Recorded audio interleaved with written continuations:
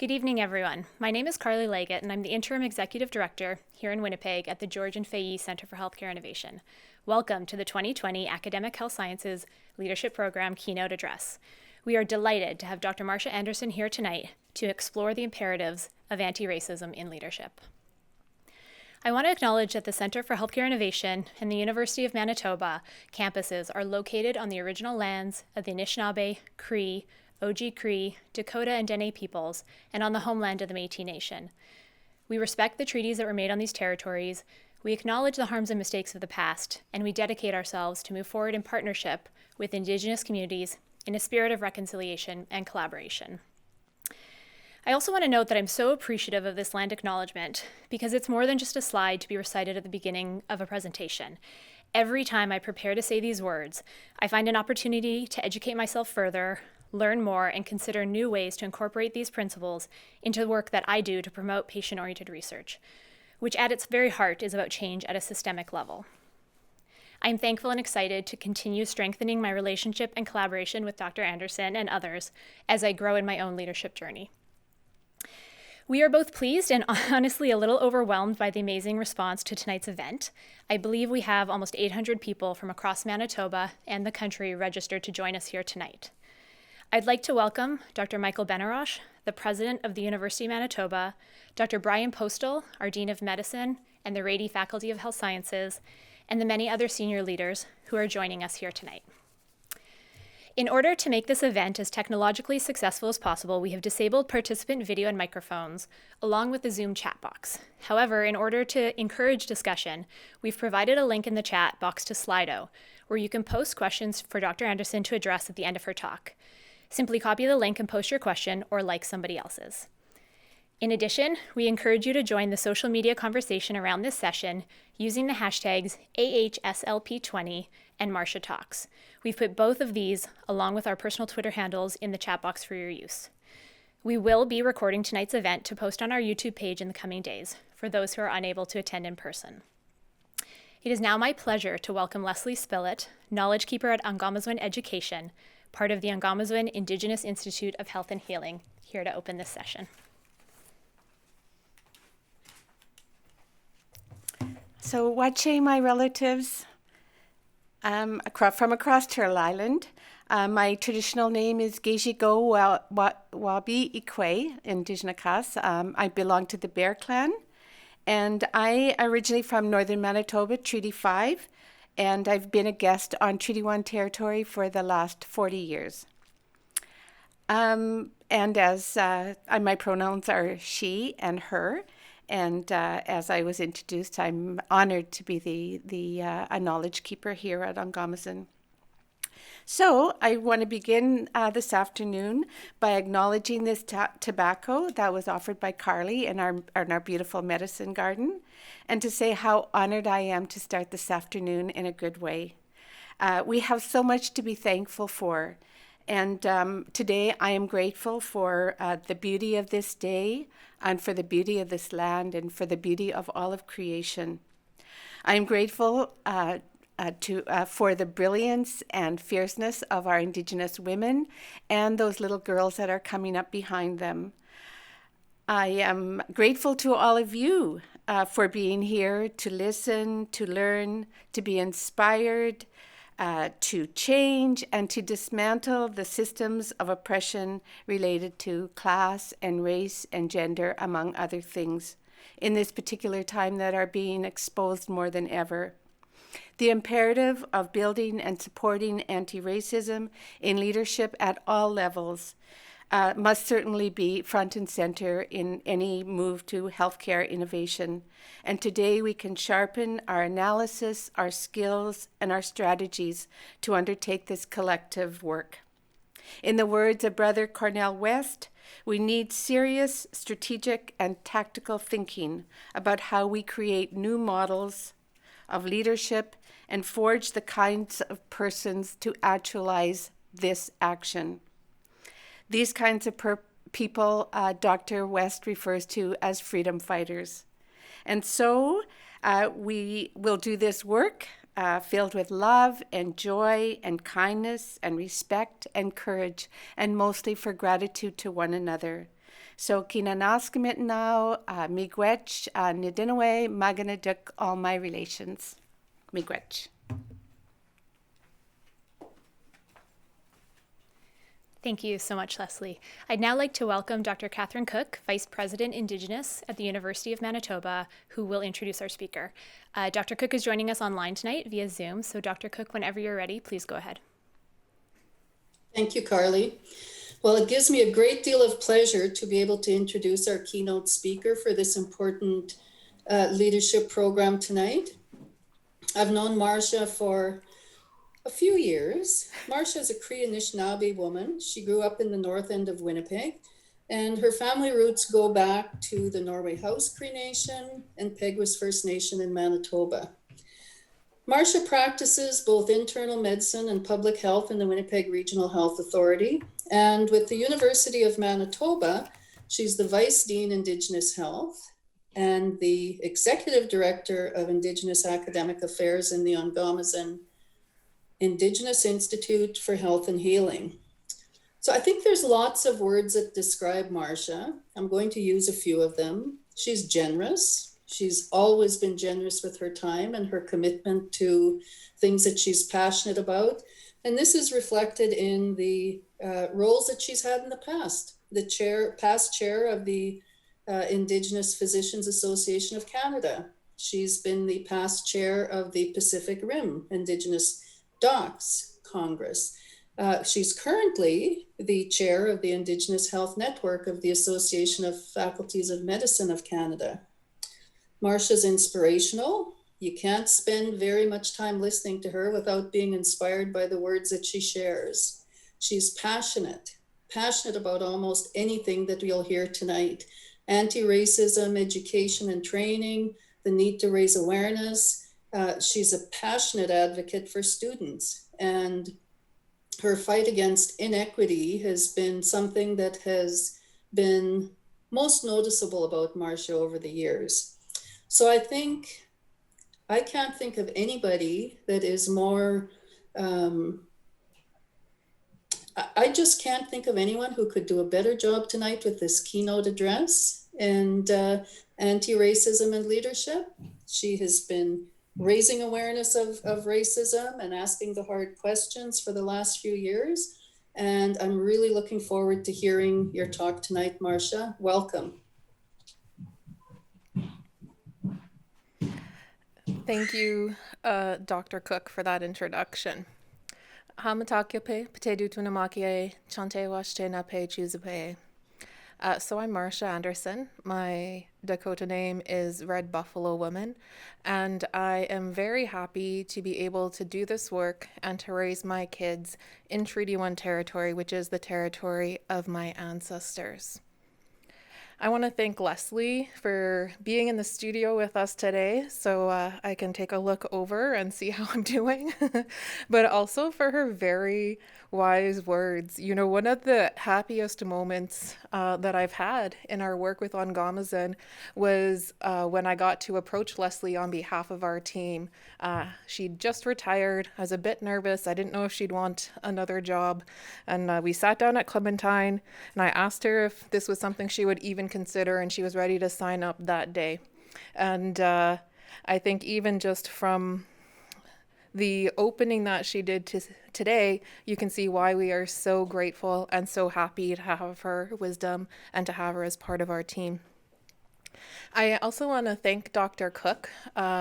We have known each other for a while, and there is almost not a day that goes by, I would say, where I am not aware of and grateful for the work that Dr. Cook has done and how that created this space for a lot of the work that I do, and for her mentorship as a leader over the years. I wanted to thank our colleagues at the Center for Healthcare Innovation, Carly, Amanda, Pat, everyone else. We have really appreciated our growing relationship between Ongomazin and CHI, and really continue to look forward to this ongoing collaboration as we move forward. I think we started that relationship with Frank, and we look forward to continuing it with you, Carly. And the last group that I want to thank right now is actually our whole team in Ngomazin. Sometimes when you are the doctor or you are the vice dean or the perceived leader, you're the face of the celebration or the recognition. And I just want to say that I am also always aware that the work that I do is supported by all the work that you do, and that everything that we accomplish, we do it together as a team. And I thank you for your patience with me because I am overcommitted and because I love to read and learn about leadership, and you put up with my experiments over the years when I want to try things out because that helps me prepare for talks like this today. So I just want to acknowledge all of our team at Ngomazin as well. Now, this is a pretty new experience for me doing a keynote like this on Zoom. I rely a lot on audience feedback usually to know how things are going, especially given the type of content that I talk about. So since I'm not actually going to be able to see anybody, I thought we could just take a couple of moments and get to know each other a little bit. So we're going to switch to the first poll question. And I would ask if you all could input your answers here. Where are you joining us from this evening? British Columbia, Alberta, Saskatchewan, Manitoba, Ontario, Quebec, the Atlantic region, the North, or outside of Canada?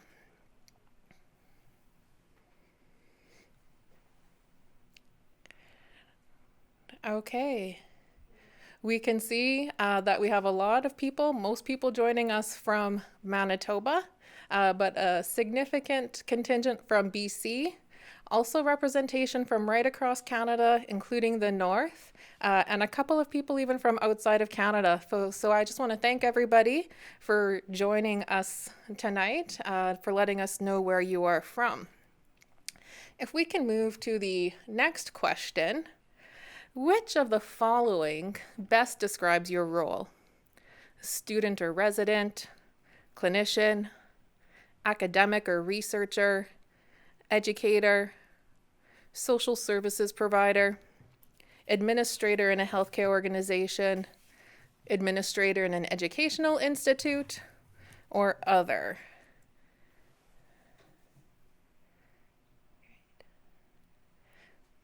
All right, we'll just give it maybe 3 more seconds. So what we can see here is quite a number of administrators and clinicians, but really a wide range of different roles in joining us today.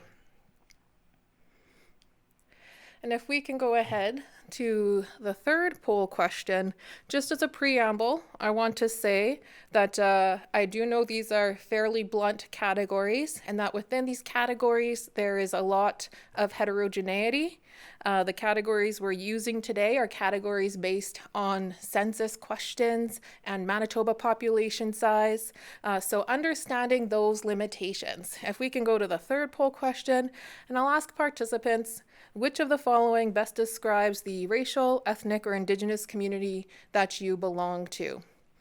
African or Black, Chinese, Filipino, Latin American, Middle Eastern, First Nations, Métis or Inuit, South Asian, Southeast Asian, white, or other. Okay, and so what we see here, almost 70% of you are identifying as white. About 13% as First Nations, Métis, or Inuit, and then representation from many other communities and people of color. So what I would say about this is we are not all going to experience this talk the same way. We may not even all have shared goals for the leadership work that we do or within our organizations. I'm going to work on the assumption that we do have some shared goals and visions for those of us who are here tonight. Our different identities mean that we have some leadership needs and leadership development needs that are the same and some that are different. So my lens and experience is as a visibly First Nations cisgender femme. I do clinical practice, as Kathy mentioned, in internal medicine, as well as in public health, and I have an academic leadership role. I have been doing leadership work, specifically in Indigenous health, formally since 2004, and in that time period, have done work like this, collaborated on work like this, led work like this, tried to lead work like this in a lot of different organizations and settings. I love leadership development and organizational theory, so I pay a lot of attention to what is going on. I spend a lot of time reflecting on our work here in Ongamazin, the factors that have led to our success, what has gone into creating the space for that, the support we have around us. And when things aren't going as well in other organizations, either in the work that I do or the work that I'm debriefing with my friends or colleagues about, paying attention to those same factors that are different. So just want to recognize that we are all experiencing this in different ways, that our organizations are all in different places. Now, that being said, I want to move on to our next poll question. And I want to get a sense of how often has the leadership training that you've participated in discussed race or racism in constructive, critical ways? Never, rarely, sometimes, often, or always. Can we bring up the results screen for me here? Thank you. Okay. So, if I'm going to be honest, I would say this is somewhat better than what I expected. So that looks like about 70% saying never or rarely, and 26% sometimes. Now, let me ask you another question, though. How often do issues related to race or racism impact the organization that you work or learn in, the services that you provide, the employees or the students in the environment, the people that you serve, or your own leadership experience? Never, rarely, sometimes, or every day.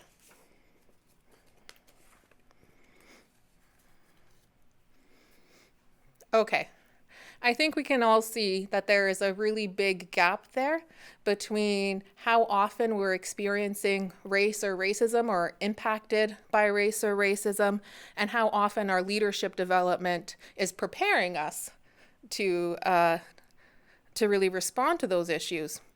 So one final question for this section. In your observation, how often is racism specifically and competently addressed by either you as a leader or the leadership team of your organization? Never, rarely, sometimes, often, or always.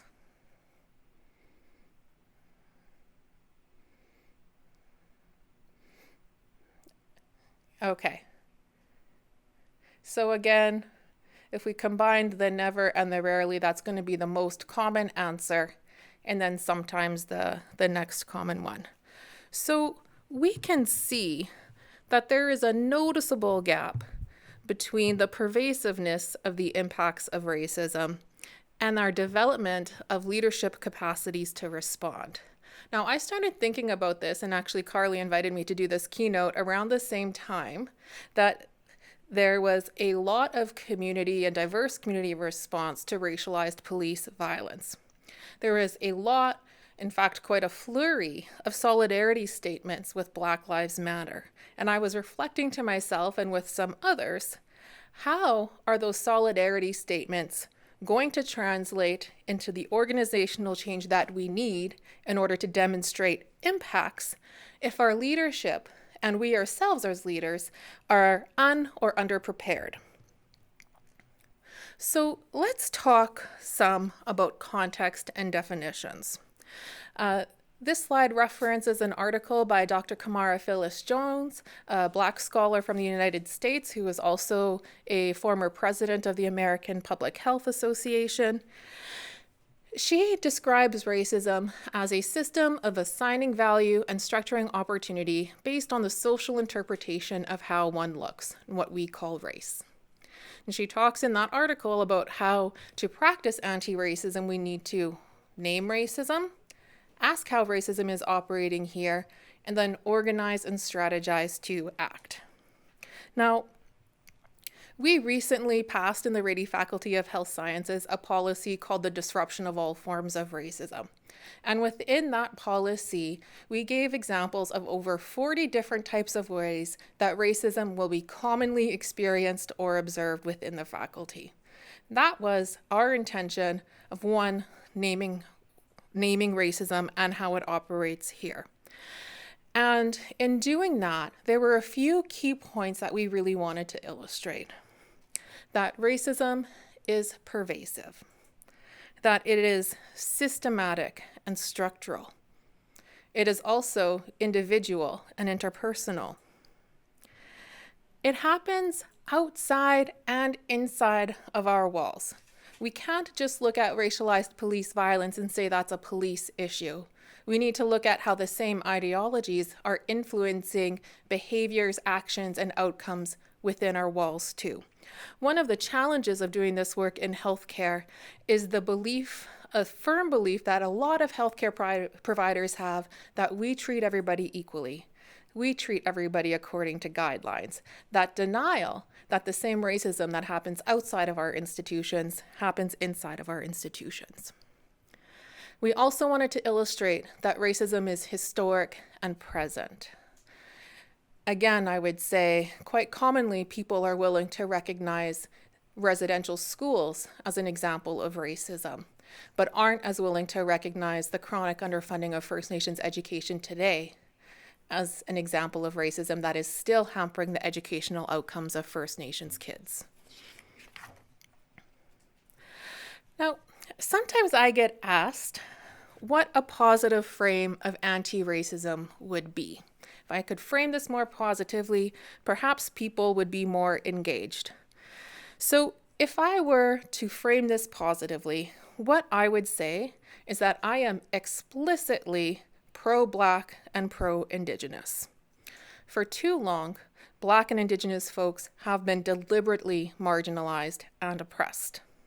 Now, some might argue less deliberately. I think that's a moot point because the pattern of outcomes is the same regardless of the deliberate intentions behind it. So when I show up at a meeting, no one is surprised to hear or for me to take the stance that is deliberately and explicitly pro-Black and pro-Indigenous. That the question I ask myself constantly when we're having policy or program discussions is how is this going to impact Black and Indigenous people? It's the center of my analysis because it's the center of my experience as a First Nations woman. When we think about how systematic, organized, and pervasive racism is, we need to have the same systematic and pervasive anti-racism response. We need to put the same level of intensity into disrupting those discourses of racial inferiority and the structures of disadvantage. Interrupting structures of racial disadvantage also does mean disrupting the systems of white advantage.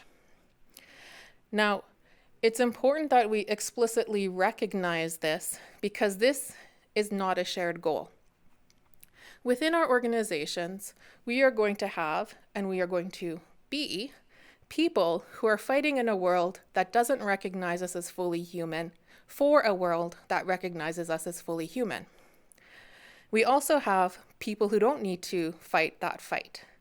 Some who are on a spectrum from taking full responsibility to be part of the fight rooted in their shared values of justice. Some who would see themselves as neutral and passively uphold these systems, and some who are not willing to disrupt systems of white advantage and who will actively resist. So in recognition of this, I want to explicitly talk about the moment that we are working and leading in. So this is my friend Tasha Spillett, and that's her baby, Izzy. Tasha is a new mom, had her baby during the course of the pandemic. She's also a PhD scholar, award-winning writer, and daughter of Leslie Spillett. Do we have to set flame to a world that steals the breath from bodies that look like mine, that look like my child's, so another more just world, one worthy of her, can rise from the ashes? If so, I say let it fucking burn.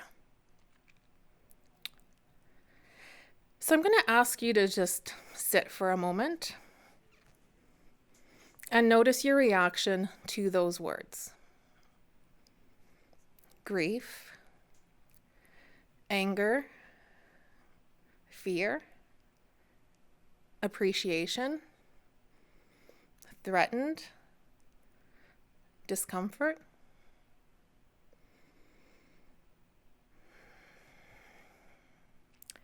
There was a moment this summer in one of my workplaces where a mass email went out about a disturbance. No real other details provided. Not long later, another email went out, mass email, that said, "Great news, the police are on site." I had a visceral reaction to those words. These words that Tasha wrote are dated June 2020. Aisha Hudson, Chantel Moore, Regis Korchinski-Paquette, Breonna Taylor.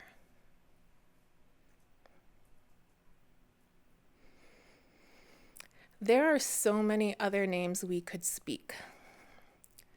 Names of people who died or were harmed because our justice, our education, our healthcare systems do not operate in colorblind ways. And too often, our leadership has chosen to lead as though they do. If we want to achieve different outcomes, equitable outcomes, then we need to lead our organizations differently.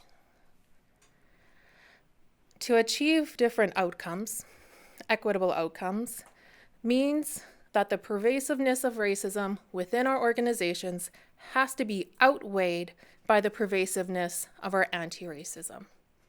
We are not talking about tinkering with a program here or there. We will never be able to program our way out of a structural problem.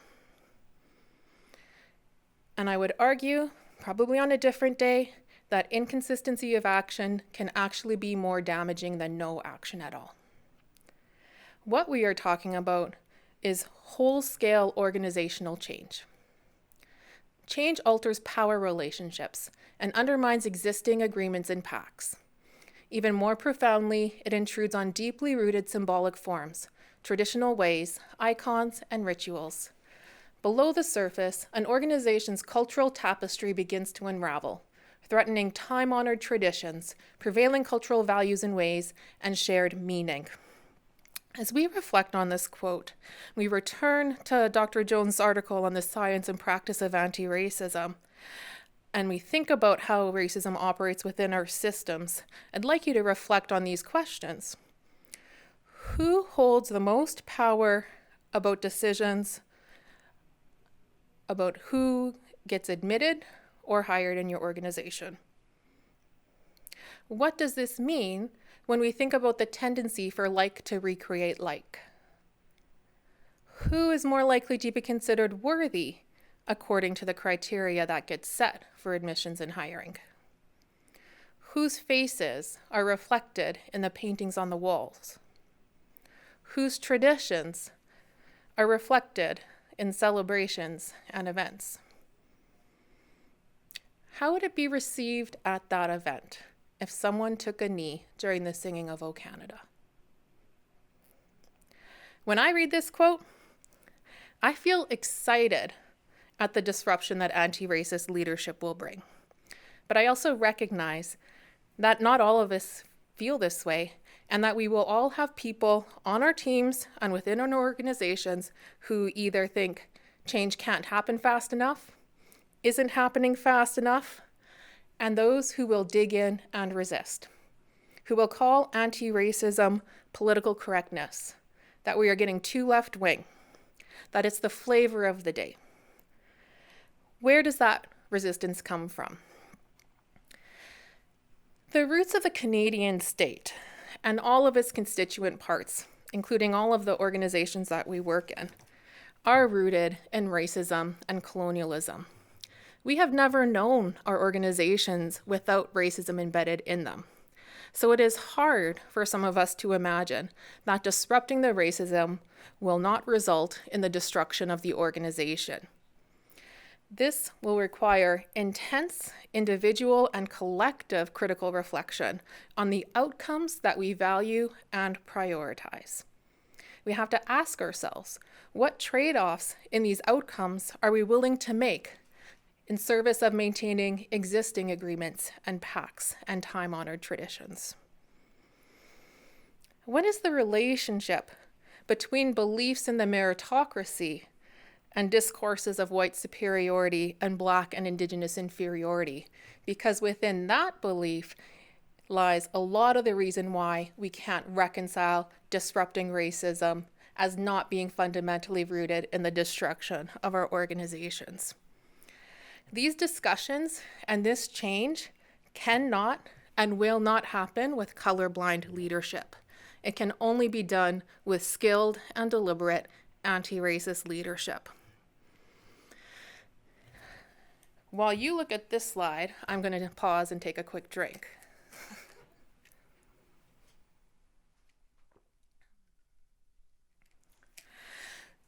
So tonight, and because this is part of the Academic Health Sciences Leadership Program, I did want to spend some time reflecting on the LEADS framework. It's a framework of leadership capabilities. There's one outcome domain, achieve results, and the 4 process domains: lead self, engage others, develop coalitions, and systems transformation. Now, as I mentioned before, I love leadership development and organization theory. I've been fortunate to have organizations, particularly the Rady Faculty of Health Sciences, support my leadership development, and I get something out of every opportunity. I think within this framework, and for people who can access further training on the LEADS framework, there is a lot of good stuff. Okay, and there are people who can teach it better than me. So that's not what I am going to focus on tonight. Tonight, the truth is I'm really actually only going to even talk about the first domain, lead self, as the root of everything else we need to do in anti-racist leadership. And what I'm going to focus on are some of the gaps in what is written, mostly because it tends to be colorblind and silent on race and racism. And then I'm going to add some considerations, though, on how this could be used as a leadership model for anti-racist change. So the first thing that I want to make a note of comes from the foreword in the introduction, the Leads in a Caring Environment booklet. And for people who aren't aware, if you Google the Canadian Conference of Health Leaders or Leads Canada, you can find the resources there. Now, within the foreword, they talk about how they developed the framework, and they reference the construct and face validity.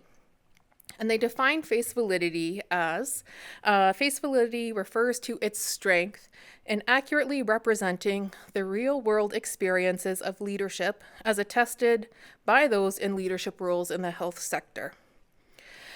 And so when I think about how applicable is that to me and my leadership experience, I certainly want to know who those leaders were. Okay. So when we think about face validity, I just want to illustrate this, first of all, using a parallel example done This study was led by Dr. Melinda Smith, another scholar I really admire, looking at U15 leadership in Canadian universities, and this is as of 2019. And what I will point out, if we look at mainly the light blue and the red sections, those are the proportion of leadership positions occupied by white men and white women. Now, I notice that there's a little yellow legend for Indigenous women. Pretty impossible to spot any yellow on that slide. So I think if we're going to talk about face validity and attesting to leadership experiences, it's important actually that we think about whose faces are judging whether it's valid or not. The other note I just want to make around this is visible minority women and visible minority men are collapsed together, and just recognizing that there's actually a huge range of experiences in there, and that the experience of Black folks would be significantly different, for example, than the experience of people from the South Asian community. And that we need to actually explicitly think about that in the context of anti-Black racism and the legacy of the slave trade, not just in the United States, but also in Canada. Now, I'd like to compare that to our experiences in healthcare. Now, I'm going to ask this next question 3 different times, and I only want you to answer it 1 time. And we are going to do this by racial, ethnic, or Indigenous identity. And so before you start answering it, I'm going to tell you the 3 categories so you can pick which one will be most appropriate for you to answer with. I'm going to ask it for white people. I'm going to ask it for people of color. And the 3rd time, I'm going to ask it for Black and Indigenous people. Oops. So for those of you whose racial, ethnic, or Indigenous identity is actually white, when you go to leadership meetings, how often are there other white people there? Never, rarely, sometimes, usually, or always.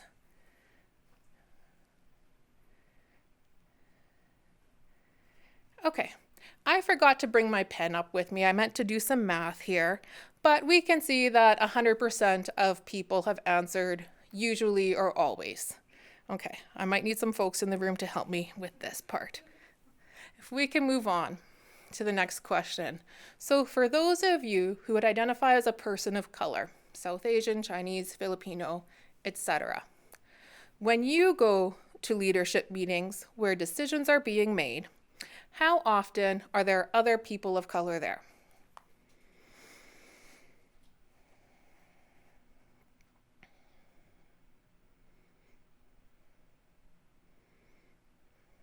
Okay, so what we can see here is we've gone from 100% with usually and always to about 7%, and it's jumped up to 65% who answered never or rarely. So let's do this the last time.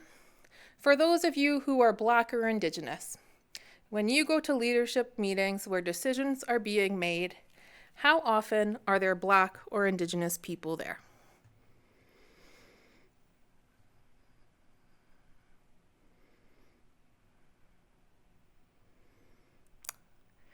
Okay, so now we see that we've gone from 10-ish%, from 100% for white people, down to about 10% for people of color, to 0% for always, 3% for usually, and 80% never or rarely.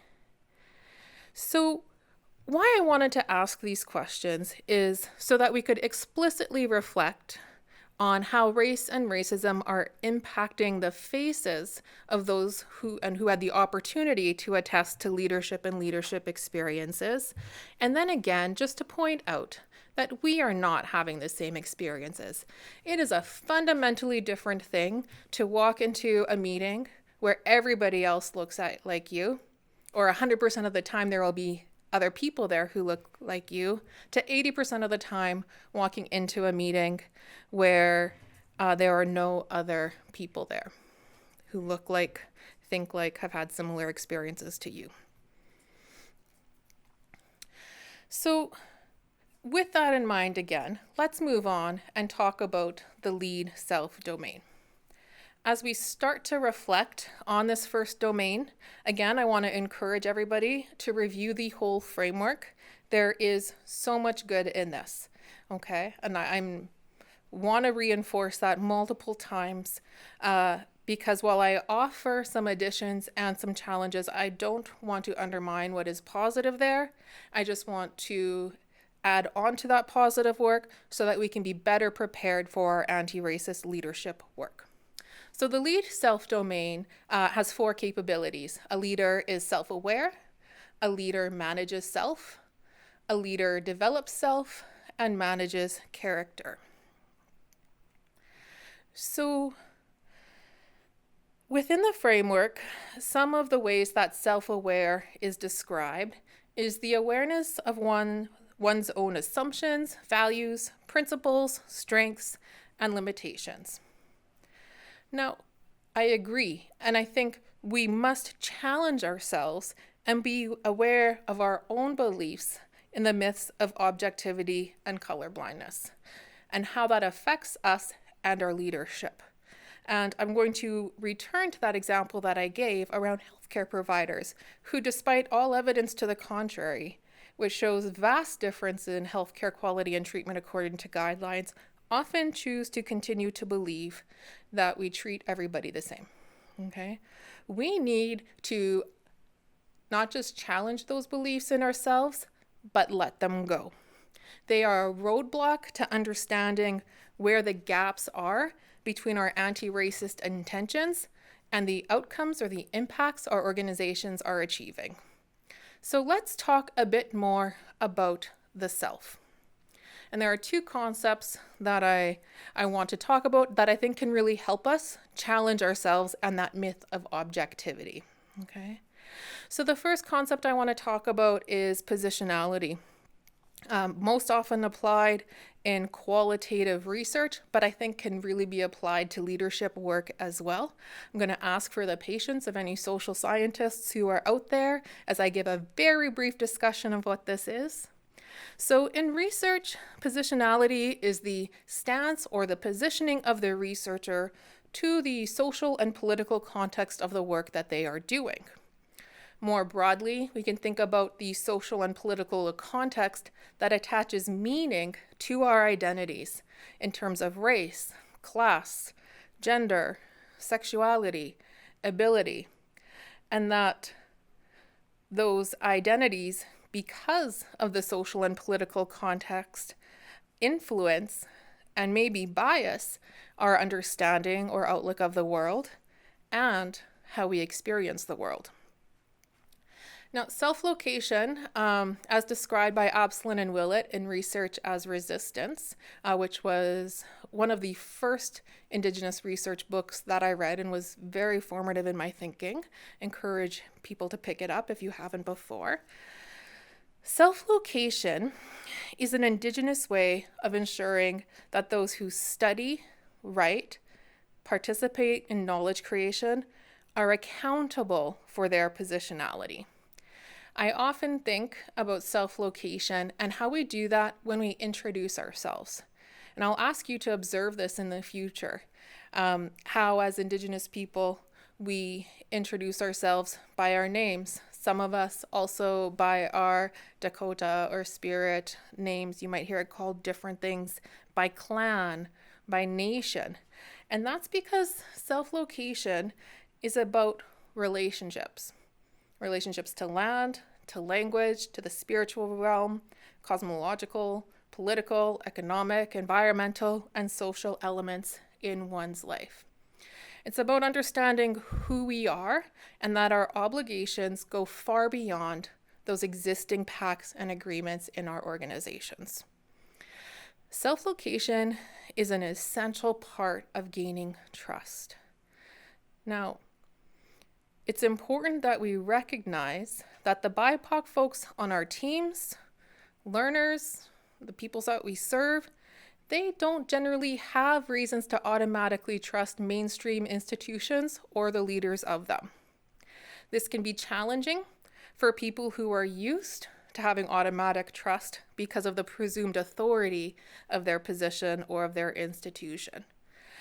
I think it's important for each of us to reflect on how practicing self-location as part of this leadership capability could be used in your own leadership practice in order to build the trust that we need to move this work forward. Now, I do want to move on to another aspect of self-awareness, the need to know what one's assumptions are so that we can challenge them. Now, I did ask everybody to do the Race Implicit Association Test, or IAT, and to note that the scores that you received. Now, I just want to reassure everybody as we do this poll that these results are in fact anonymous. We will not be able to link anyone's results, just for that reassurance as we go to this next poll question. On the IAT, what was your automatic preference for white over black people described as slight, moderate, strong, little to no preference, or too many errors for a result?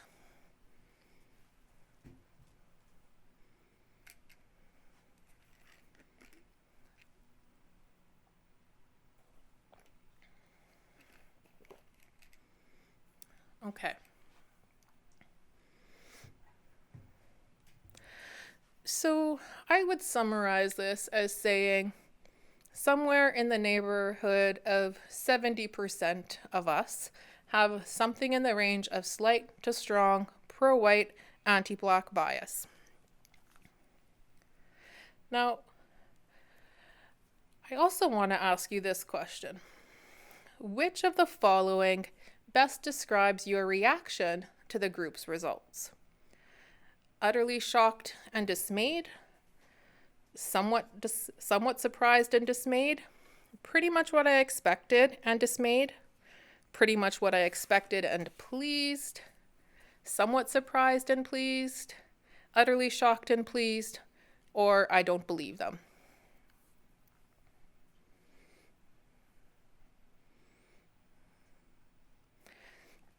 Okay, so most of us are dismayed. And I'm going to assume that that is because we're dismayed at the level of bias amongst ourselves and our leaders. Okay. So one of the things I wondered and really reflected on before I decided to ask this question and do these polls is, what do we think seeing these results is like for Black folks who are joining us tonight? How about for Indigenous folks who saw those results and then thought about the parallel and pervasiveness of anti-Indigenous racism? We know about the high levels of bias, but it can still be really stark to see those results on a screen or in writing. At the same time, and thinking back to those earlier questions about how often Black and Indigenous people are walking into leadership meetings and seeing other people like them, what do you think it's like for your Black and Indigenous colleagues, for Black and Indigenous people on your team, for Black and Indigenous learners, for Black and Indigenous patients to walk into our spaces knowing about the level of bias they will be encountering? Knowing what we are working against and inside, and choosing to show up and do the work anyways. It is critical as leaders that we honor those choices to show up. One more question I will leave you with for tonight. Are the outcomes of your organization more in line with your bias or with your intentions? Being aware of that is the critical first step in understanding why that is, and keeping that whole leads framework model in mind as a framework for change. Awareness brings the opportunity to pursue the alignment of our actions and decision making with our values, our principles of fairness, justice, equity, and anti-racism, and to explicitly counter the influence of our bias on that. The gap that we need to close is not just the gaps in Indigenous health. It's the gap between our impacts and our intentions. And we need a lot more courageous conversations around how these deeply ingrained biases are impacting those decisions and actions. Now, one of the ways that we are trying to do that here, and again, I'm going to mention our disruption of all forms of racism policy, is that we included in there a statement, a requirement that all new policies and programs and all policies under review will have to go some type of racial equity impact assessment. This is a structural requirement to center race and racism so that we can explicitly talk about it and take action to address it. Now, I am going to move on to the next capability in the lead self domain, manages self. Here are some of the descriptions from the framework.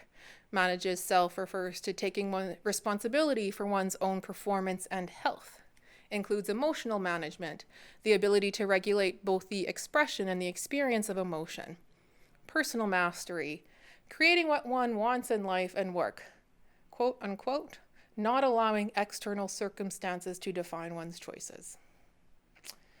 Life balance. Resilience, being curious, optimistic, less sensitive, being able to resist being reactionary, blaming others, or dwelling on unhappy feelings. So, full disclosure, this is the capability I have the most challenge with. And I don't mean challenge in terms of my ability to do it, I mean challenge in terms of how it's framed. I find it highly racialized, gendered, and culture bound. So for example, there is a quote in there that says, appropriate emotional expression is important for leaders. I think we have all seen, observed, experienced situations in which men who show emotion are considered sensitive, women who show the same emotion are considered irrational, and Black and Indigenous women who show the same emotion are angry. Okay? These are very racialized, gendered, and culture-bound assumptions. This is one in particular where we might again reflect on the relatively homogeneous group of leaders that had input and constructed, judge this as valid, and what that means when we develop a core leadership capability that will significantly impact who is recognized, who is seen as a good or bad leader, and thus their career trajectories. Now, because we are experiencing this arena from fundamentally different locations and positions, here is somewhere that actually I would argue the capabilities are fundamentally different for anti-racist leadership. When I think about manages self and emotional management, and I think about white leaders and followers, I think about white fragility. I think about how white fragility gets weaponized to avoid talking about race and racism and to derail taking action on race and racism. And the expectation that I have of white leaders and followers is that they build one's ability to manage their own feelings, to do that work, and to hold their peers accountable and able to do the same.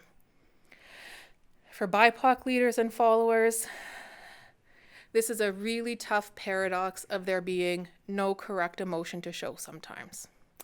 Because if you are not visibly upset, then that can be taken as a cue that there was no problem with what was said or a decision that was made. If you are visibly upset, you might be read and accused of being angry, hostile, uncivil, unprofessional, too sensitive, or having too harsh of a tone. Our healthcare and education institutions are institutions that operate within and often recreate systems of race and whiteness. For me, as a leader, as someone who chooses to work within the system, I accept that this has unfair impacts on me. that this creates unfair expectations for me, and that I will need to do this work in an unfair system in service of a more fair future. And so within this, I think about two things that I have found necessary for me. Okay? One, where is it safe for me to express my emotions honestly? If I have to suppress them in a professional space as a strategy, then where is the space that I actually debrief them? Secondly, I think about what additional capabilities do I need then? Okay? And we might call these translation, performance, and self-preservation. So this quote is from a book called Talking Up to the White Woman, Indigenous Women and Feminism, by Eileen Morton Robinson, who is an Indigenous scholar from Australia. This book I found a really great resource in illustrating and provoking thought about how we employ strategies to survive or to advance an institution. So let me read this quote to you. Individuals learn to acquire new knowledges in order to act and function in contexts not of their choosing or control within the dominant culture. Indigenous women have had to gather knowledge about white people and use it in order to survive in white Australian society, where they must translate and interpret whiteness while being other. For Indigenous women, survival demands expertise in translation, performance, and self-presentation. You know, in other settings, we might call shape-shifting or code-switching leadership capabilities for Black and Indigenous folks. I will say, in terms of that translation and that idea of interpreting whiteness while being other, it's one thing I have found leadership development particularly helpful for. Understanding dynamics in the rooms, how other people are being trained to handle situations, the language, the body language, all of that. So for BIPOC folks who are watching, I would certainly recommend a leadership development for that purpose. Now, you might recall the other two aspects of Manage's self: personal mastery and life balance. So that was the things around like resilience and stuff. The thing is, external circumstances do define one's choices, right? That's actually the very definition of institutional racism, the differential access to the goods, services, and opportunities of life by race. It is, I would say, irresponsible and even damaging to talk about personal mastery and life balance without acknowledging our very different playing fields, our very different experiences, and the very different expectations on BIPOC leaders. And this is something that I would particularly target to white leaders in the audience, to think about how you may have under-recognized these differences. This is sometimes referred to as the minority tax. And this is a tax that's been levied particularly heavily on Black folks in the last few months. The minority tax refers to the faculty or leadership responsibility disparity that is put on BIPOC folks in the service of community outcomes or in the name of organizational efforts to achieve equity, diversity, and inclusion. And in this particular paper that you see the image from, they refer to academic medicine. So I'll use these examples, and folks from other organizations or institutions can find their parallels there. Okay, so one of these responsibility disparities is in the EDI service effort disparity, right? Very often BIPOC folks are particularly shuffled onto EDI-related work and committees.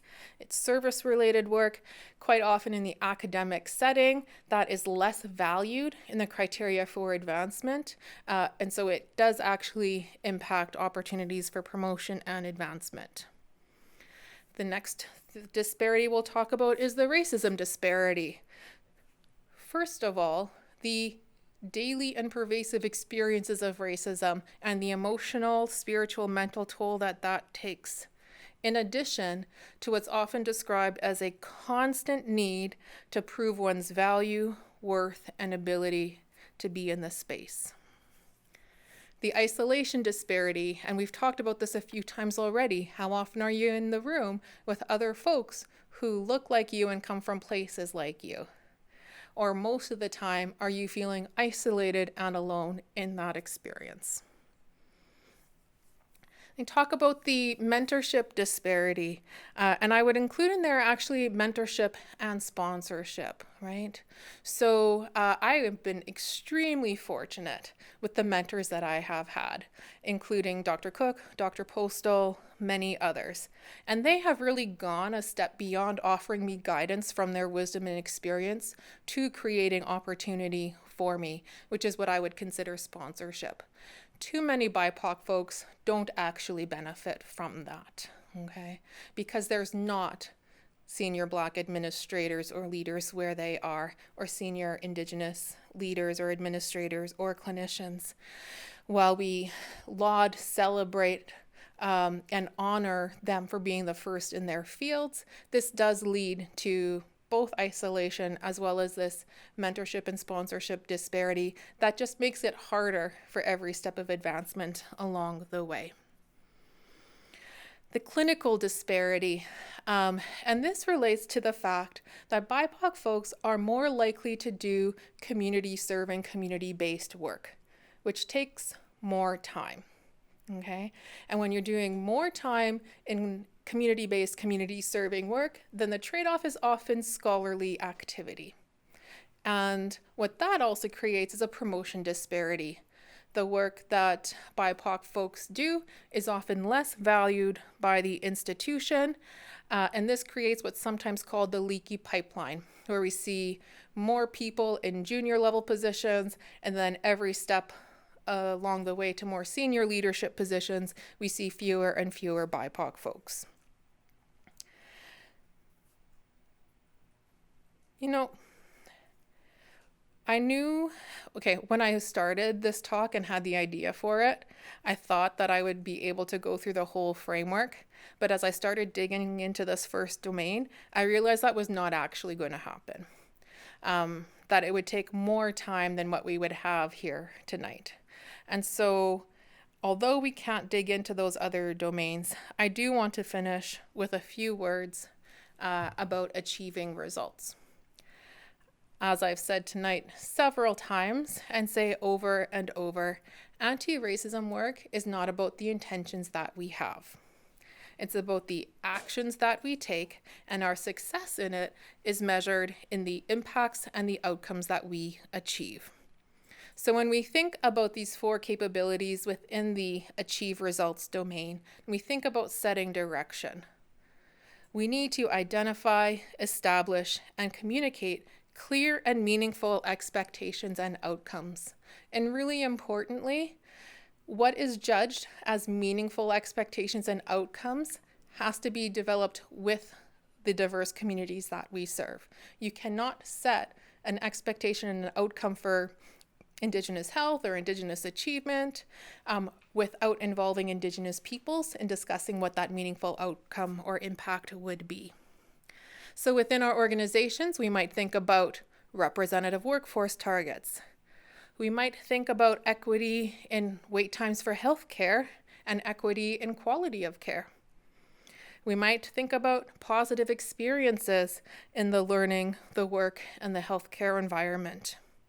Now, some people are thinking we don't have the data to measure that, and we need to let go of that excuse, because we all know if we value it, we will build the measurement platforms and the systems to be able to monitor and report on our progress. When you think about strategically aligning decisions with visions, value, and evidence, again, just want to really reinforce the need for consistency.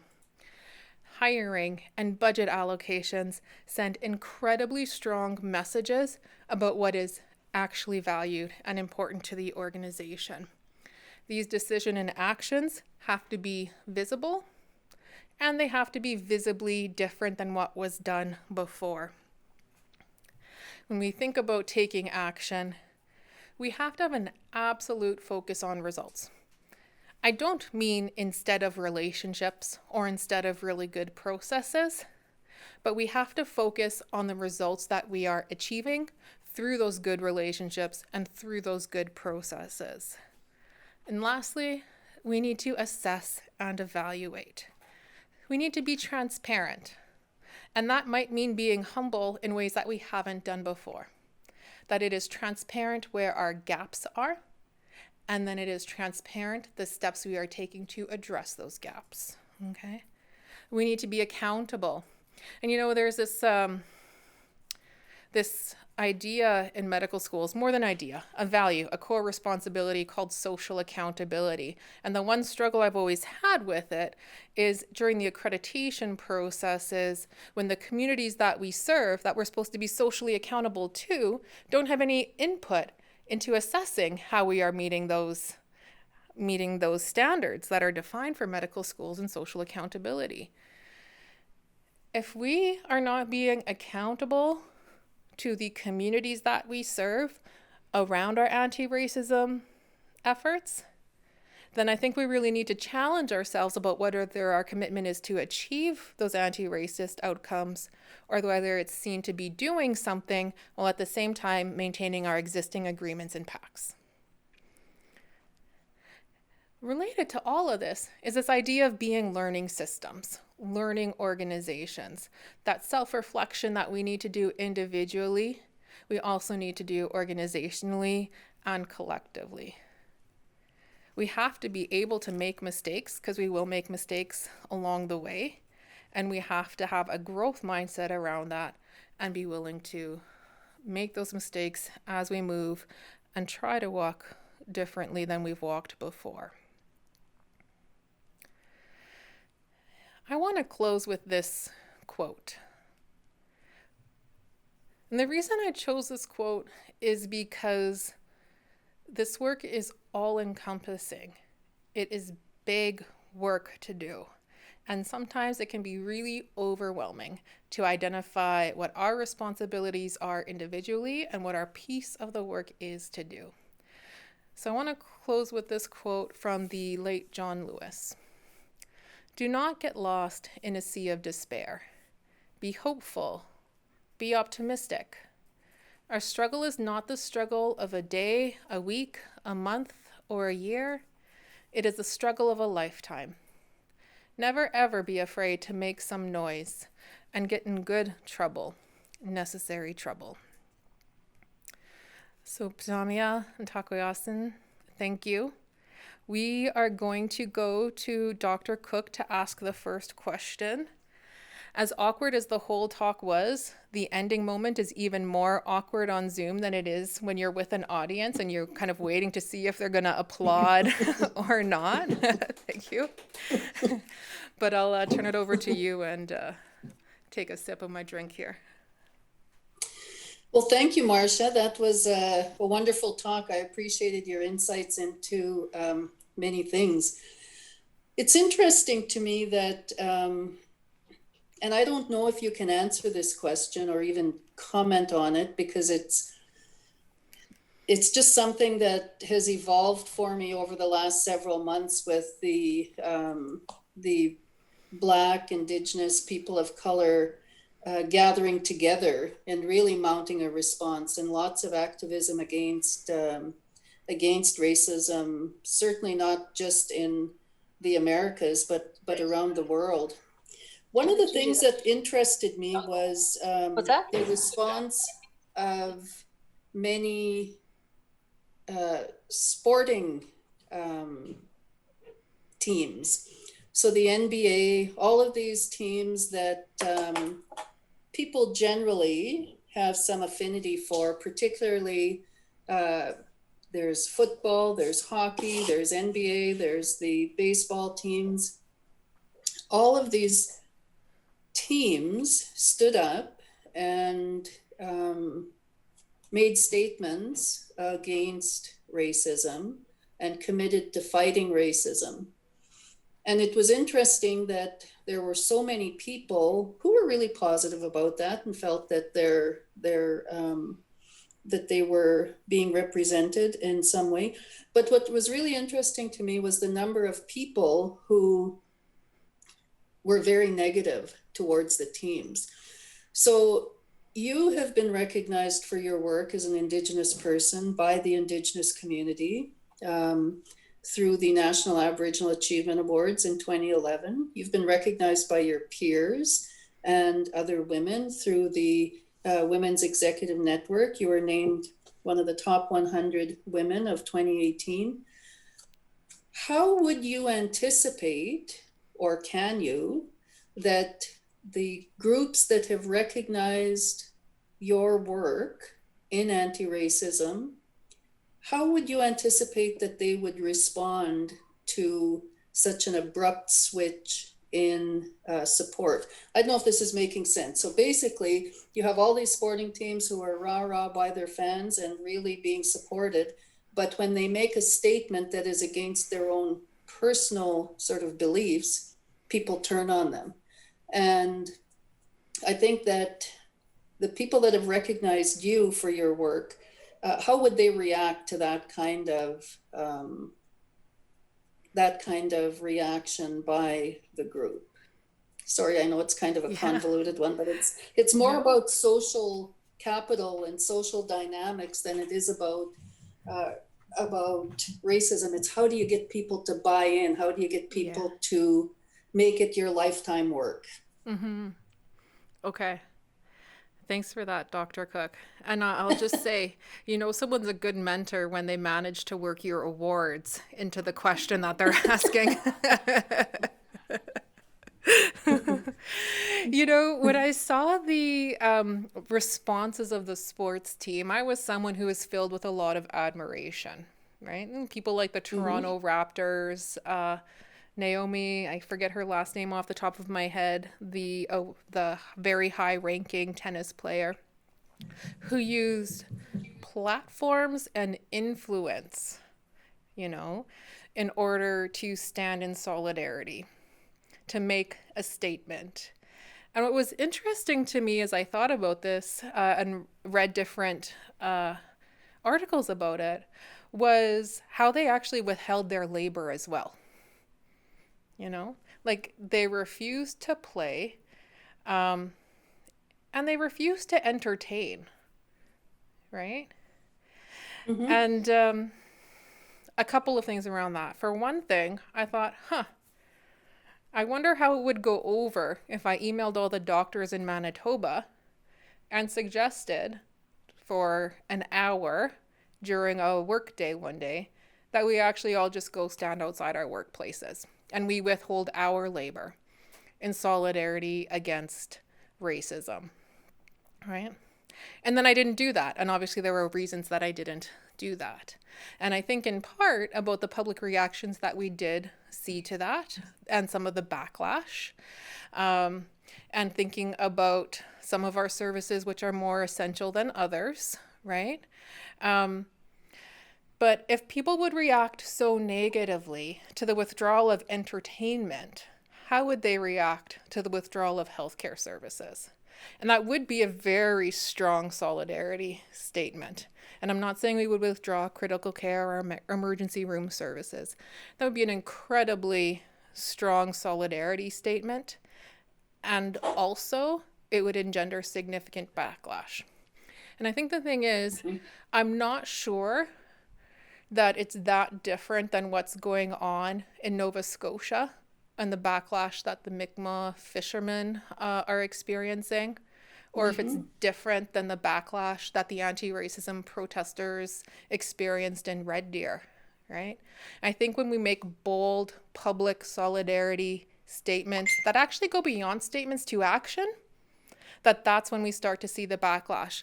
And that leads into some of the, the second area of question that you mentioned, which is what is our capital for disruption? And it's funny, I've been talking with one of my friends about this a fair bit. I get asked questions pretty frequently, generally by learners, residents, or people starting their career. How do I do what I do and not get fired? How can I say the things that I say? And sometimes I say, well, Dr. Cook and Dr. Postal kind of run interference on me sometimes. And I actually, that's not a joke, really, that I have had people who will have my back when I create this change. And I've been thinking about framing this in the terms of capital, as you've mentioned, like disruption capital or change capital. What is the kind of capital that I need to build as an Indigenous woman leader in order to be able to do this work? And therefore, what might other people kind of be able to learn from that? And so I certainly do think about that sponsorship capital and the people that will have my back, because those are the same people who have created space and opportunity to do this work. And I really want to honor that, but that allows me also to be more courageous. I think about, academic capital. What are the things that increase your reputation and credibility within the institution? You have to write some papers, you have to do some research, think about building capital that way. I think about service capital. What can I actually offer and contribute that then maybe I can trade in on down the line? Well, I did this and I contributed this way. Now I need you to do some of this for me, right? So I think about how service can be a form of capital. I think you have to be excellent as a clinician when you're a healthcare provider if you want to make disruptive change amongst your colleagues. And I think we need, I wouldn't say community capital, but community grounding and accountability. We need to be connected in those ways. So those are some of the different forms of capital that I would think about. Sorry, I'm just going to mention one more, and that's relationship capital within the institution. So one of the reasons that I agree to sit on different committees are the people I might meet there who I don't currently have relationships with. So building that relationship and the capital by having connections throughout the organization. So that's what I have to say in response to those complicated questions. Thank you, Marcia. No, thank you for that, Dr. Cook. Mm-hmm. Thanks so much, Dr. Cook, for starting us off with that wonderful question. We do have a couple of questions online that I can give to you, Marcia. First of all, I do want to note that you did get written applause. Okay. You couldn't hear, so there has been some applause. I'll start out with just a couple of logistical ones and then get a little bit into more philosophical. A few people were wondering about, in the beginning part of your talk, you spoke about a book that you said you read early in your own journey and was influential to your thinking. Can you name that book again? The name of that book is Research as Resistance, and it's Critical, Indigenous, and Anti-Oppressive Methodologies or something like that. Research as Resistance. Wonderful. And then the second one, you also mentioned at the beginning that you came up with a list of 40 examples of how racism in healthcare could occur. Would you be willing to share that list? That list is online. Actually, it's part of the Rady Faculty of Health Sciences Disruption of All Forms of Racism policy. So you can probably Google that policy directly, or maybe that's something someone can put in the chat box. Yeah, and we can also put it on our website as well, or add it to social media. Great. Okay, so moving into the bigger questions, have you found leadership models that place creating more BIPOC leaders at the forefront? And just for the few folks that were wondering about the acronym, that's Black, Indigenous, People of Color. So leadership models that focus on creating BIPOC leaders. No. I was worried that was going to be your response and it was going to be a short one. Yeah. Okay. And I'm going to read this one directly as a direct quote. As an Indigenous woman, I fear change will only go to the level our white leadership feel comfortable with. How do I not let my recommendations get dismissed? So I'm going to reference some of what I just said around different forms of capital for disruption. And I also just really want to acknowledge and validate that concern because I think a lot of Indigenous women have had that experience. Okay. One of the things I was talking about with my friend when we were talking about disruption and change and how it happens and how we lead change as Black and Indigenous women was that, it's not fair. And that's why I said that in the thing. I think part of the reality is that for me to work to create and lead significant disruptive change will require more of that disruption capital than some of my white colleagues, right? And that has to do with the impacts of gender and racism. So I think we need to recognize and acknowledge that. I also think the question around comfort, that piece of it, it's probably one of the things I find most frustrating. And it's something I often talk about straight on in this work, right? That this change work is not going to be comfortable, and that can't be our expectation. So, and I think that's the problem with some of the change management models too, right? One thing that I will say is if your anti-racism work is not making people uncomfortable, I would question whether it's actually anti-racism work at all. So if you're getting up against that line of comfort, probably means you're on the right track. And, one of the things that one might try is talking about the difference between what's uncomfortable and what is unsafe. Right? And I think also explicitly naming the fact that discomfort can be used to get in the way of removing white advantage, which is actually the same thing as saying removing Black and Indigenous disadvantage, right? And so we might be so bold, particularly if there are a couple other people in the room or the organization that will, stand with us.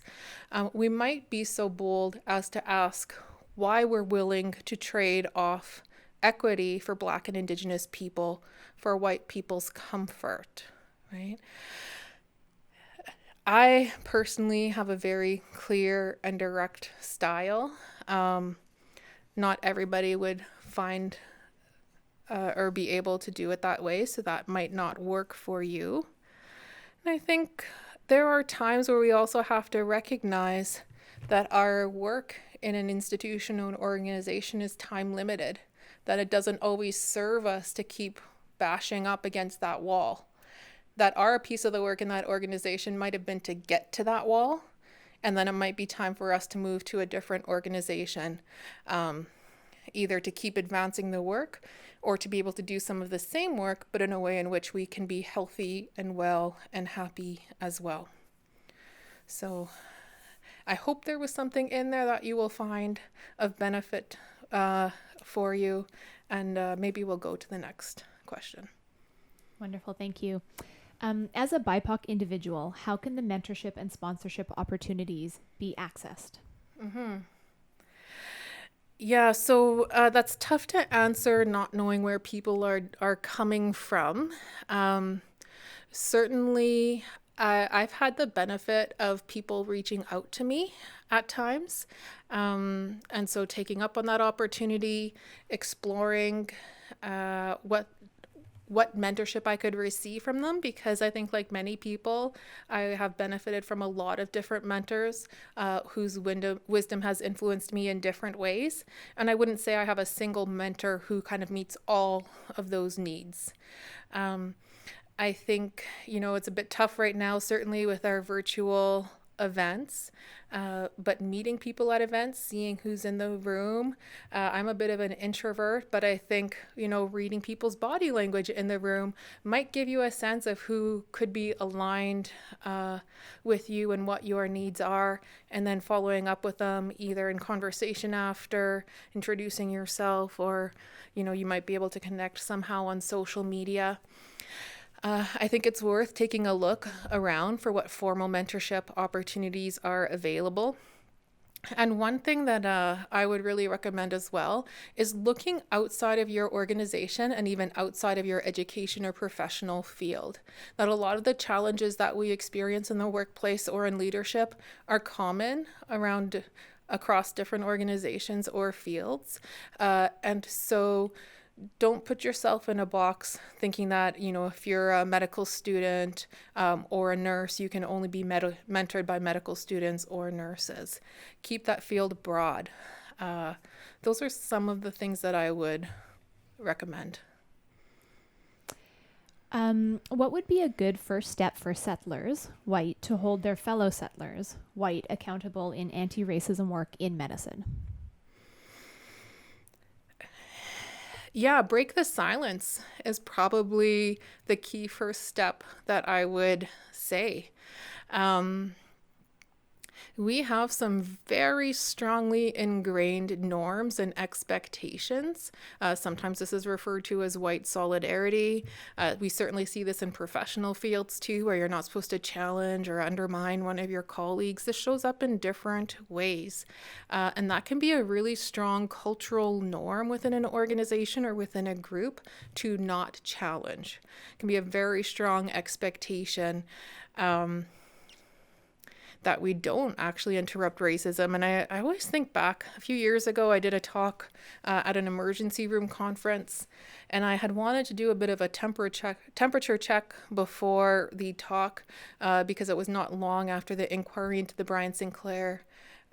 report of the inquiry into Brian Sinclair's death was released.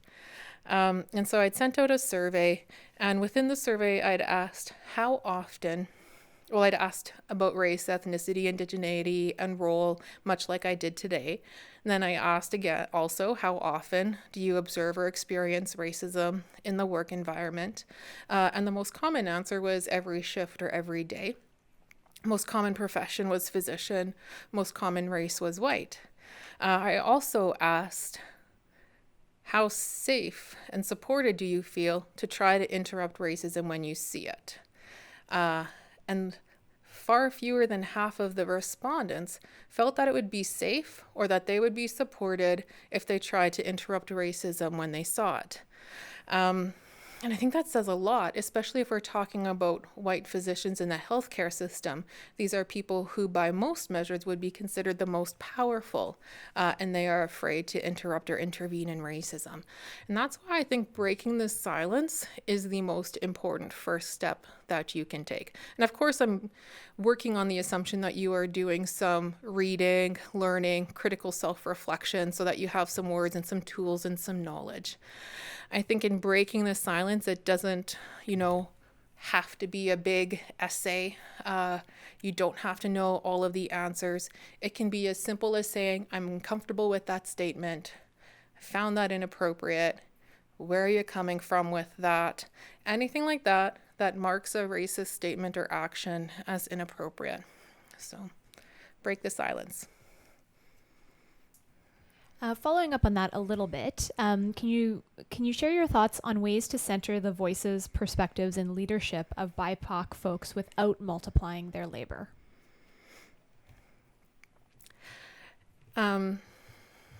Yes, I can think of some ways to do that.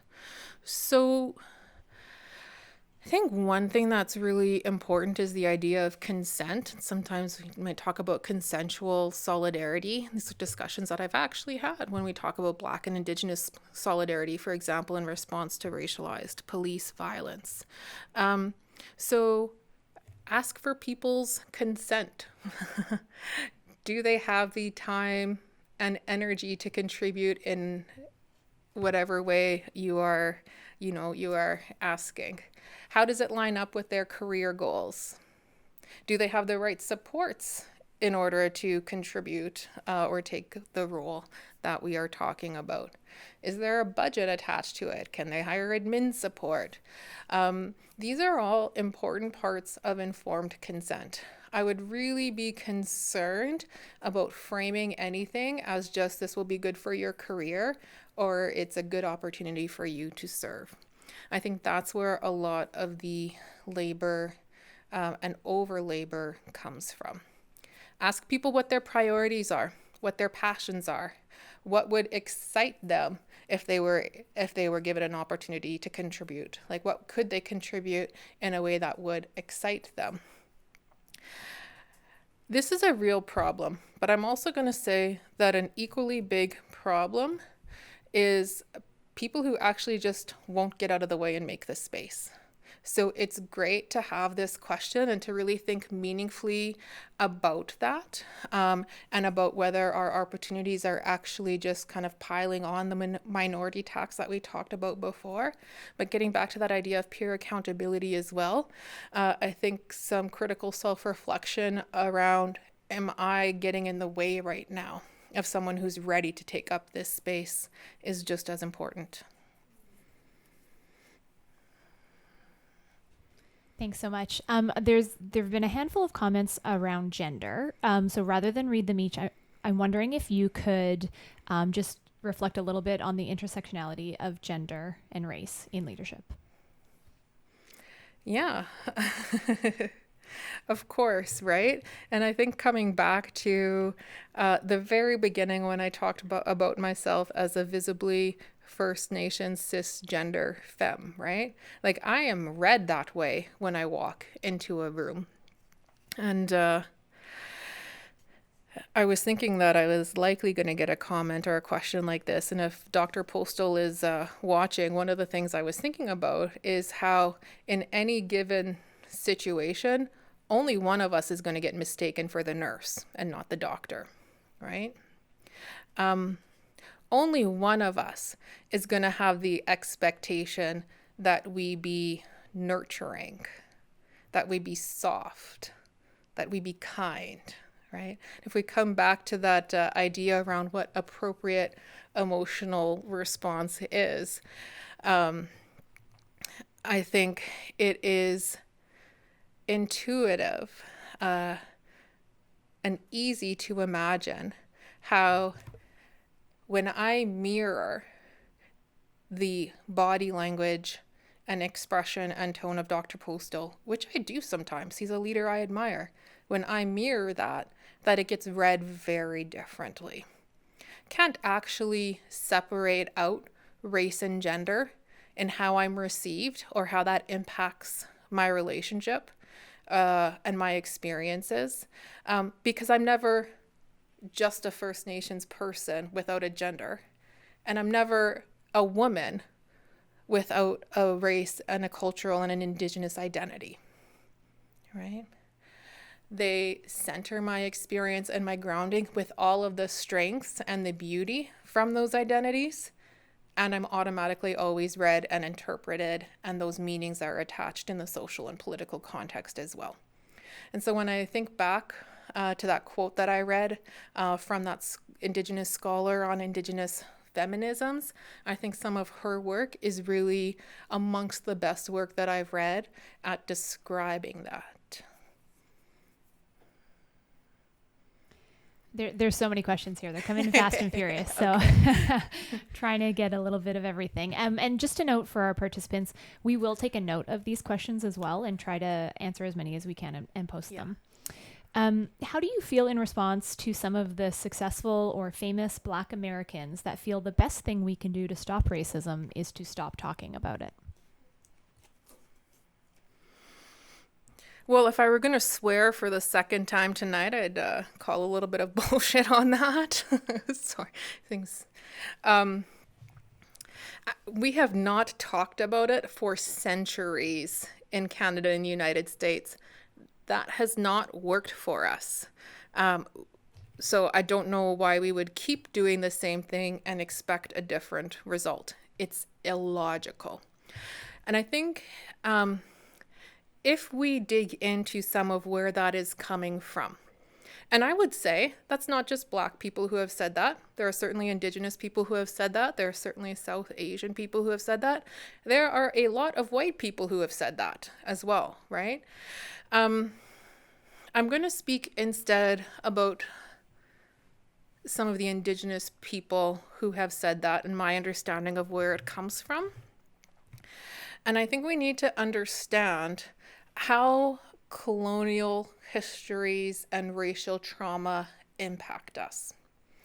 And the definition of internalized racism, when folks who are racialized begin to believe that they are inferior, right? And so when I hear comments like that, I start to wonder about how much of that is rooted in internalized racism and trying to separate from racialized definitions and notions of the self. Okay. So I understand where it's coming from, and I can see it with compassion. At the same time, it's really not been effective or worked out for us. So. Thank you. How does the individual change their racial biases, or is it only possible to be aware of your biases and take measures to counter them? Oh, we've had so many long discussions about this one. And I don't actually know what the state of the literature in psychology or other fields is around that. Part of the challenge is that since bias is internal, it's hard to measure accurately. The IAT is a good test, it's been well validated for what it is. I don't know that our goal needs to be to change people's IATs over time, because we do know that there are clear links between level of bias and, for example, clinical decision making, right? I don't know how possible it is to change deeply ingrained biases when they are constantly reinforced in our environments, but changing actions can be done and is observable, and you can be accountable to that. So I don't know the answer about whether we can change racial bias or not, but we can change the pathway from bias to action. And so that's where I would say we need to focus our attention. I'm doing okay. Thank you for checking. All right. I'm throwing them at you fast and furious. So, do you think adding EDI, so equity, diversity, and inclusion indicators to performance reviews would be a logical path forward? Well, I guess I would ask a logical path for what? And what the person who wrote the question might see as EDI indicators. I certainly would agree that we should have some indicators of cultural safety, anti-racism within performance reviews. We need to show that we value it, right?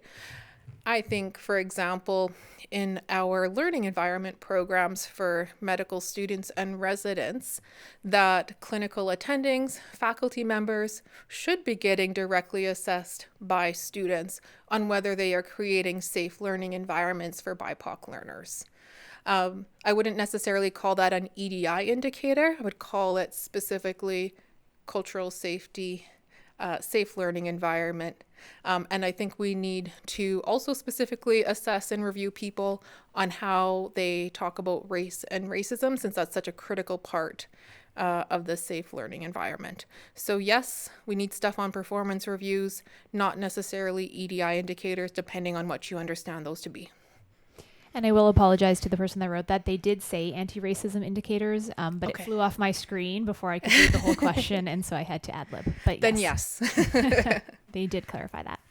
There have been a few questions about the disruption of racism policy, and just a little bit more about it, the history of it, maybe for folks that are not involved at the University of Manitoba. Could you shed some light on it? Sure. So one thing that I would say about this is it was really a solid 10 years in the making. And some of the key marks along the way that I would refer to. Okay, and I would say even before that, like years before that, there was a recognized need for it, at least by Indigenous members of the medical school. About 10-ish years ago, myself, Dr. Cook, Dr. Lavely, Amanda Fowler did a small study where we talked to former Indigenous medical students about their experiences in medical school, and 100% of them experienced racism. This was not actually a surprise to us, given our own experiences, but it really did, I think, for me, kind of ignite an urgency to doing this work. What was more, I would say, disconcerting was, a solid 5 years later, we had done a lot of work already in different arenas, and then our medical students came to us, some of the Indigenous medical students, and were again reporting very high rates and frequent experiences of racism in the learning environment, from peers, from tutor facilitators, from lecturers, from residents and physicians, widespread. And some of the specific statements and encounters that they had were the same as encounters that had been reported in our study from people who had been in med school 20 or 30 years earlier. And in that time, we'd implemented the longitudinal course, we developed the TRC response action plan. And so while it wasn't surprising for a number of reasons that the students were bearing the brunt of the backlash, it was still disconcerting to recognize that despite the work that we had done, this was still occurring and didn't seem that the environment had significantly shifted. And of course, there are so many other influences on the environment beyond what the work that our team does, past and present.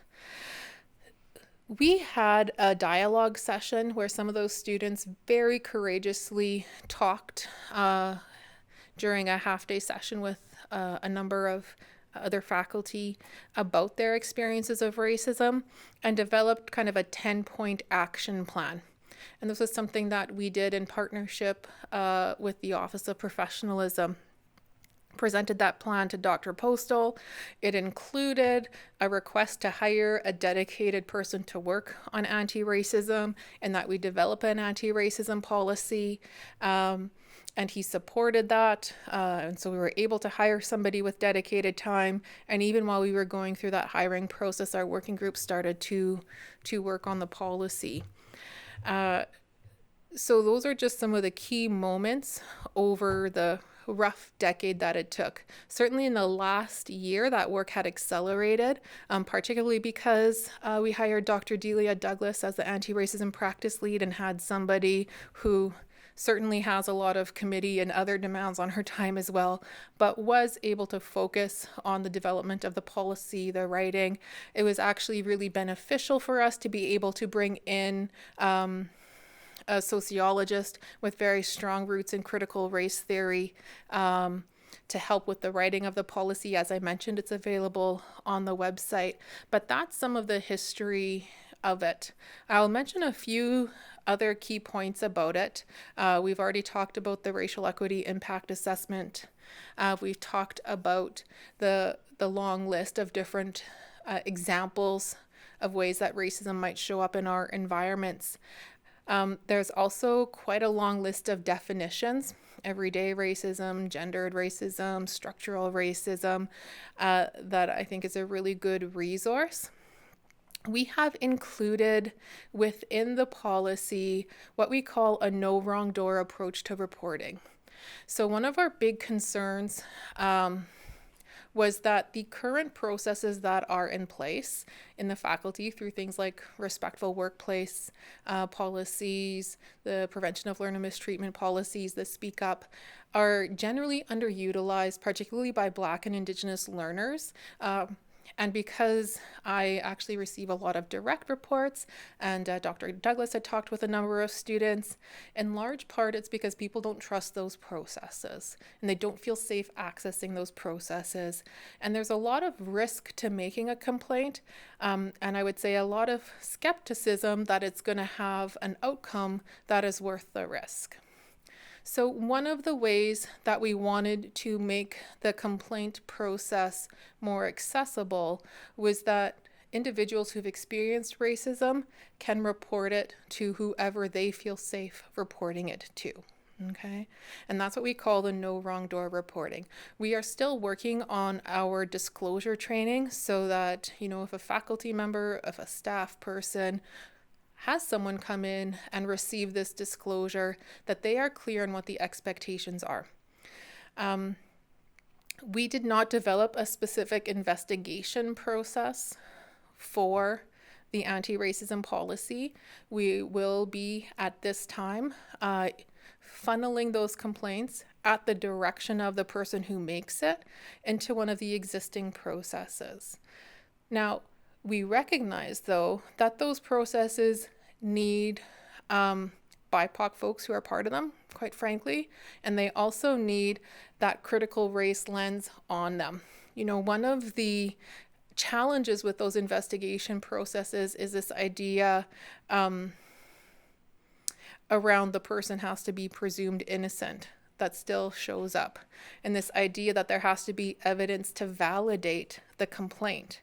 Whereas in racism and responding to racism from a trauma and violence informed way, one of the guiding principles that we've adopted in our work in Ngomazin and we'll share when we're having dialogue sessions is if someone reports that they experienced something as racism, it was racism. There's no need to go and validate it with the other people around and see if they also felt it was racist. The person experienced it as racism.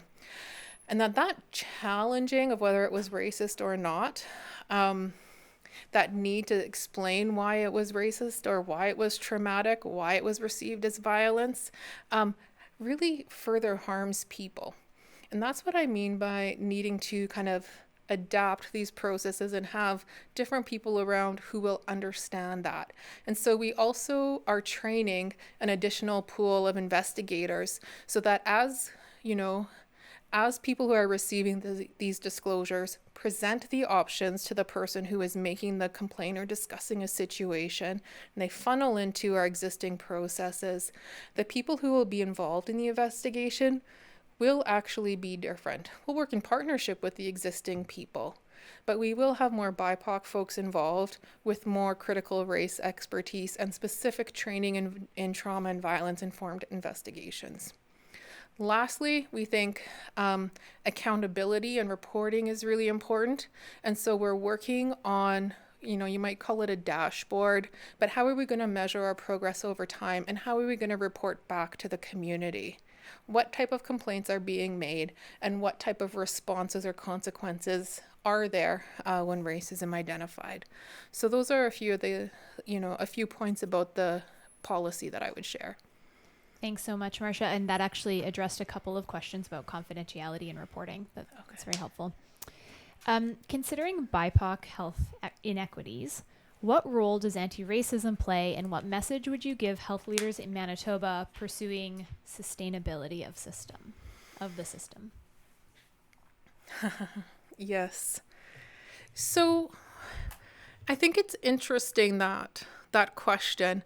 And again, it's one of the challenges of this virtual environment because you get the snapshot of the question, whereas when you're in person, people tend to frame their questions a bit more so you can get a sense of where they are coming from. So our current health system is not sustainable, actually, right? I think that's one of the big concerns that we all have. The escalation in the amount that we spend on the healthcare system and the proportion of the provincial and federal budget that it costs, it's not sustainable, right? And despite increasing investments year over year, Black and Indigenous folks aren't really benefiting from it that much, right? There was that MCHP report last year that actually showed First Nations health gaps are widening, despite the increasing spending in our healthcare systems. And so there's two things I would say about this. And first of all, let me frame this as saying that I am firmly committed to a sustainable, single-payer, publicly funded healthcare system.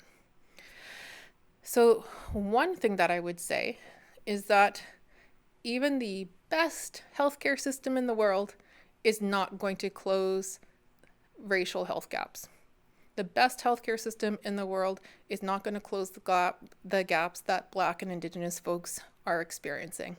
And that's because healthcare really only contributes about 20 or 30% to the population's health, right? So it's an important 20 to 30%. It's necessary, but it's not sufficient.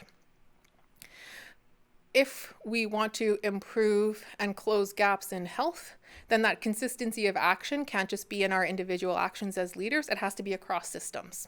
Our anti-racism actions have to be within the healthcare system, within the education system, within income policy, within housing policy, has to be across the board, because all of those things and more, those are examples, are fundamentally what is driving health and health gaps. The second thing I would say, though, is that unequal healthcare by race costs a lot of money. Okay, so even in that 20 to 30%, right?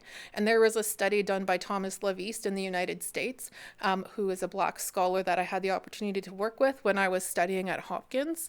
He did this study, and I'm probably going to get the numbers wrong, but I'm going to make these kind of general statements so you get the pattern, right?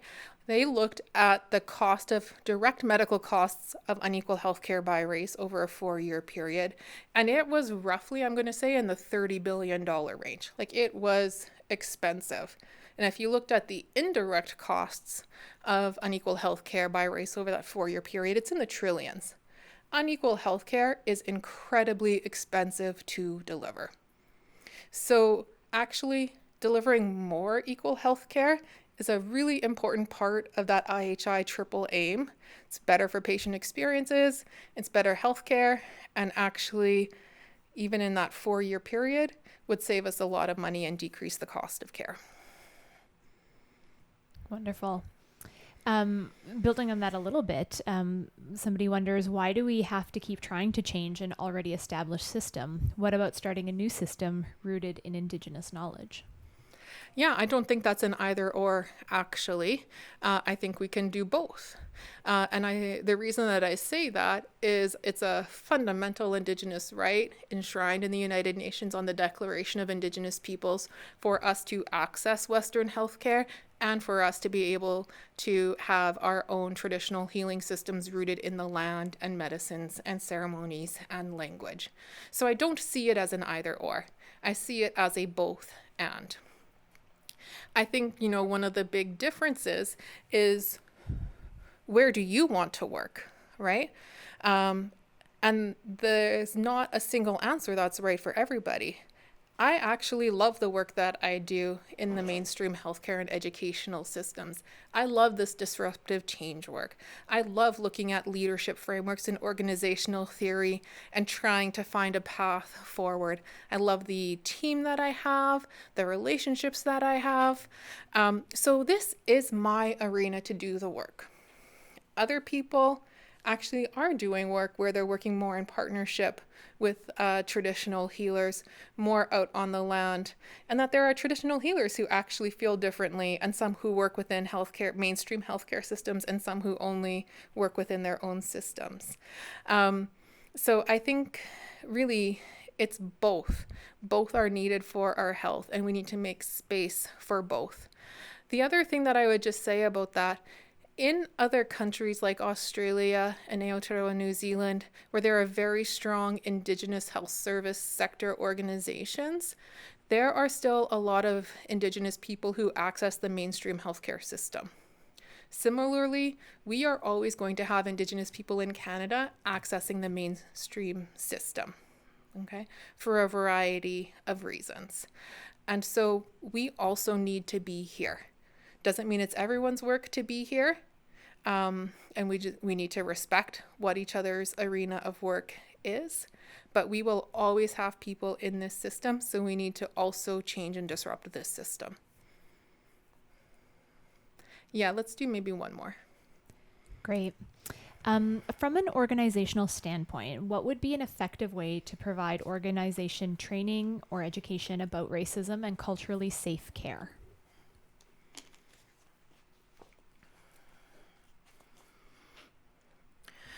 I'm still at a phase in my career where I'm trying to figure that one out. There's certainly, I've never seen a study that said this is the way to do it. If you do this and this, you're going to see different outcomes. So, what I would come back to is the idea of learning systems and learning organizations. Inertia is not helpful. Okay. If we follow, some pretty key but basic principles, recruit teams to help lead us, and by teams in this case, I'm talking specifically about Indigenous teams. When we're talking about Indigenous health, recruit teams to help us really value the relationships, the connections, the knowledge, the perspectives that they bring. One thing that I've been reflecting on and learning more about, and have had some conversations with Melanie, who is my closest colleague here, is the head of Ongamazin, and with Dr. Postal, is how we move more from this idea that Indigenous health work is the responsibility of Ongamazin and us as Indigenous people to that sense of shared responsibility.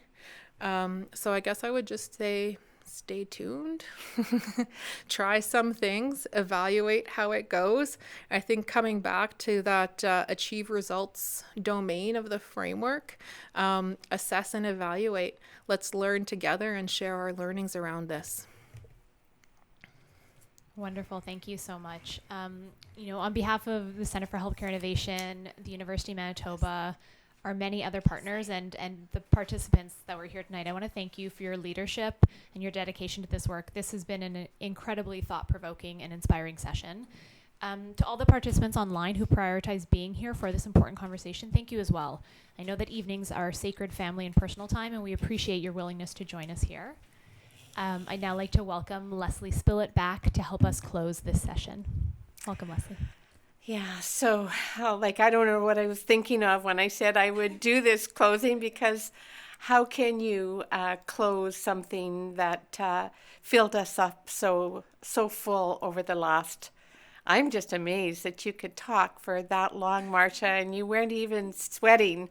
And I got a text from our colleague Melanie, and she said, "Isn't our woman wonderful, brilliant?" And I totally agree. So, we have so much to think about, so much to process, so much to do. And we're on our way. I think that I love the quote that you selected by John Lewis, which is, I think it might be on the screen now, because it is something that is actually, it's intergenerational, because our ancestors have been doing this work from the beginning of contact, and so it is something that we pass on to our children, and they pass on to their children, and that's the way it goes. And it's it's basic, it's so fundamental to our humanity that we seek the processes, we seek the action, we seek the insight, the humility, the love to do this work, because it takes all of that. And that it was an amazing hour and a half, 2 hours, Marcia. I've listened to some long speeches, including Fidel Castro in Havana one year, so it's, but I understood this one. So it was wonderful. And I'm just going to pick up on a couple words you used, and one of that is, I hope that you have inspired, challenged, coached, mentored, and ignited an urgency, because our humanity depends on it. I also like to make reference to the land, because our, I think that we can't disconnect ourselves from the land and the love that the land has for us as Indigenous people. And we do this work also in honor of the land and our relationship with that. And I too want to thank you, Carly and Amanda, for the work that you've done. Those technical people that are behind the screens have been pretty awesome. And I feel really full. I feel really hopeful, energized, challenged, and I just want to give you so much love, Marcia, and thank you so much from the bottom of our hearts. You make us look so good at Ungamasan, and I know I echo what you said about our colleagues. We have such an amazing team, and I'm so honored to be a part of that. So miigwech, I just want to say Nadinaway, Maganaduk. You know, my belief is that in our treaties we adopted each other, and so we need to treat each other like relatives that we are, and there's a lot of work to do to make that vision of our ancestors a reality. So thank you so much for this evening. It was wonderful. Miigwech.